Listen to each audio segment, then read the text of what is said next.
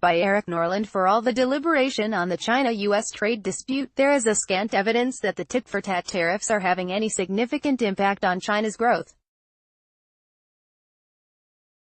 The country's official growth rate did slow down from 6.7% to 6.5% in Q3, but it was just 0.1% below the consensus estimate.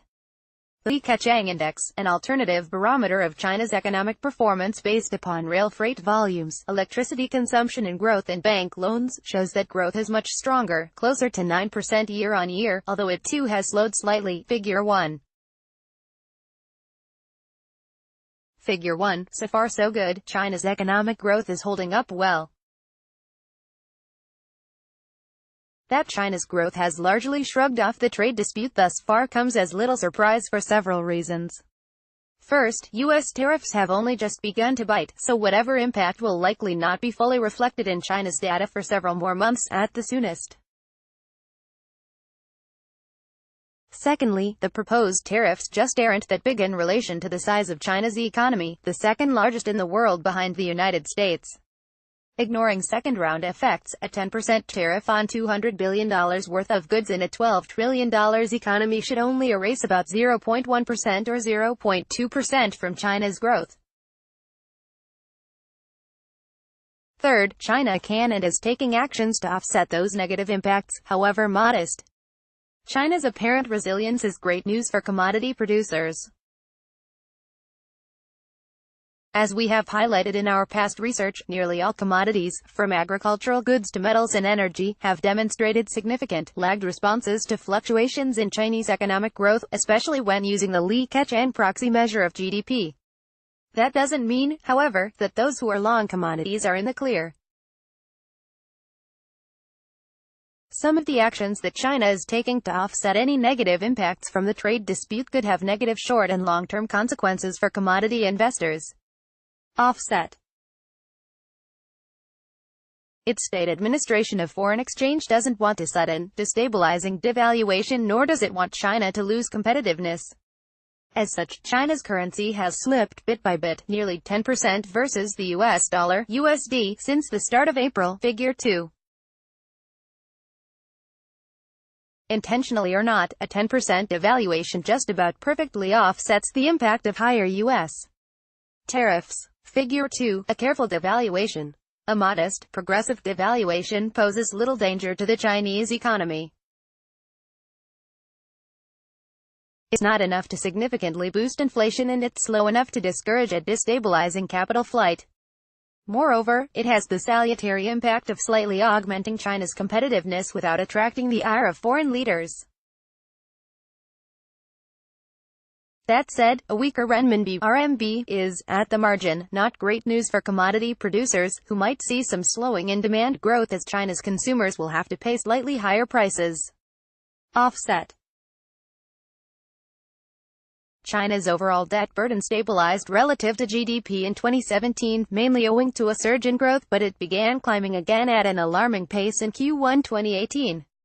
In Q1, GDP grew by 6.7%, but debt rose by twice as much, taking China's leverage ratio to 261.2% from 255.7% in Q4 2017. Figure 3. In the short term, increases in debt issuance are great news for the economy. One entity's deficit spending is income or investment for somebody else. It adds to GDP. At higher levels of debt, additional borrowing mainly serves to refinance existing loans, and stimulates less growth than it might in a lower leverage environment. Figure 3. Debt stabilization is over. Time to lever up again.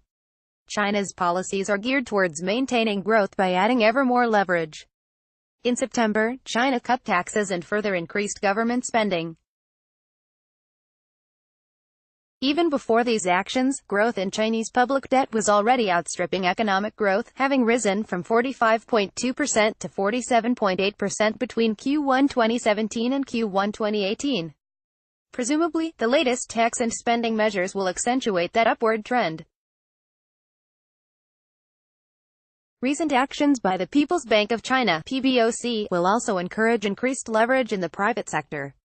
Since the beginning of 2018, PBOC has cut the reserve requirement ratio 3 times, from 17% to 14.5%.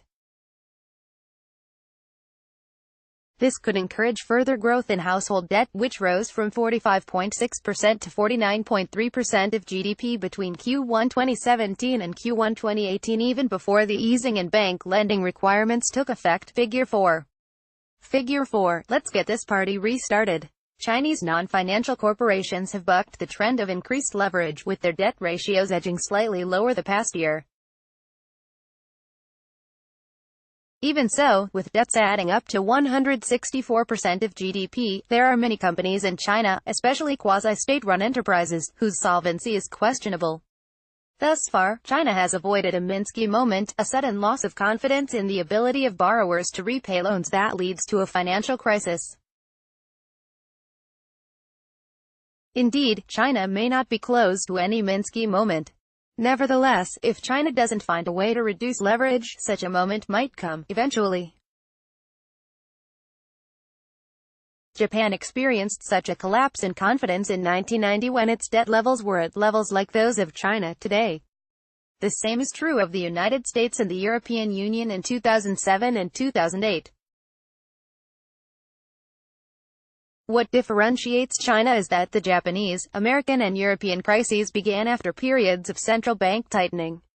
With the PBOC easing policy for the moment, no such crisis is on the immediate horizon. So long as inflation remains subdued, the PBOC can probably avoid taking measures that will provoke a loss of confidence in the financial system. That said, further increases in leverage will ultimately make any future reckoning more damaging. Moreover, a loss of confidence could potentially happen even if the central bank hasn't tightened policy. Finally, any future financial crisis will likely be dealt with by devaluing the currency, and the deeper the crisis, the bigger the potential future devaluation. Any eventual downturn, devaluation will likely send shock waves through commodity markets and the currencies of commodity exporting countries. Bottom line, Chinese growth shrugging off trade war, thus far. Offset by 10% drop in renminbi against USD since April. Weaker renminbi might dampen Chinese demand for commodities. China's Q1 growth in debt was double the GDP rate. Debt ratio rose to 261.2% of GDP in Q1 2018 from 255.7% in Q4 2017. Household debt rose from 45.6% to 49.3% of GDP from Q1 2017 to Q1 2018.